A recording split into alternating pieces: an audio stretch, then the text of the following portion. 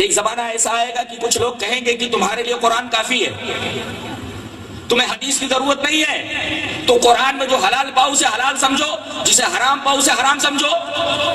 آپ نے وارننگ دیتے ہوئے، تنبیہ فرماتے ہوئے فرمایا کہ دیکھو ساری باتیں آپ کو قرآن میں نہیں ملیں گی، بلکہ کچھ باتیں اللہ تبارک و تعالی نے بتانے کے لیے مجھے مقرر کیا ہے، ساری باتیں قرآن میں نہیں پاؤ گے۔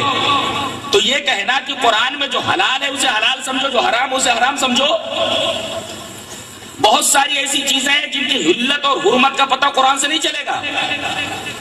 اور ایک زمانہ ایسا آئے گا کہ ایک پیٹ بھرا آدمی اپنے چپر کٹ کے اوپر ٹیک لگائے ہوئے بولے گا کہ قرآن کافی ہے تمہارے لیے، حدیث کی ضرورت نہیں ہے، جو قرآن میں حلال پاؤ اسے حلال سمجھو، جو حرام پاؤ اسے حرام سمجھو، قرآن کے علاوہ کسی اور چیز کی ضرورت نہیں ہے۔ آپ نے فرمایا الا لا یحل لکم لحم الحمار الاہلی، پالتو گدھے کا گوشت حلال نہیں ہے۔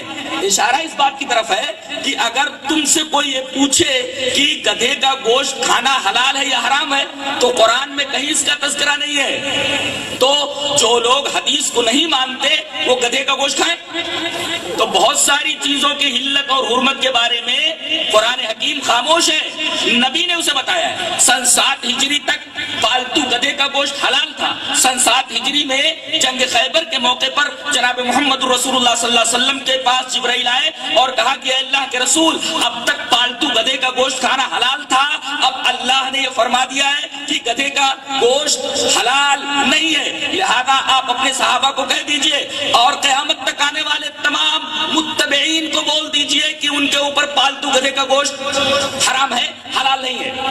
الا لا یحل لکم لحم الحمار الاہلی، پالتو گدھے کا گوشت حلال نہیں ہے۔ ظاہر ہے کہ جو صرف قرآن کو مانتا حدیث کو نہیں مانتا وہ ثابت نہیں کر سکتا کہ گدھے کا گوشت حلال ہے یا حرام ہے، لہذا حدیث کو ماننا لازم ہوا۔ آپ نے ایک مثال دی کہ صرف قرآن کافی نہیں ہے، اس لیے کہ اللہ نے صرف قرآن نہیں دیا ہے مجھے، اس کے ساتھ حدیث دی ہے۔ جب دونوں کو مانو گے تب مسلمان ہوگے، صرف قرآن کو ماننے سے مسلمان نہیں ہوتا۔ جیسے صرف لا الہ الا اللہ کہنے سے آدمی مسلمان نہیں ہوتا، اس کے ساتھ محمد الرسول اللہ کا ماننا بھی ضروری ہے۔ ایسے ہی آدمی یہ کہے میں صرف قرآن کو مان لوں اور مسلمان ہو جاؤں، ایسا نہیں ہو سکتا جب تک کہ آدمی حدیث کو نہ مانے۔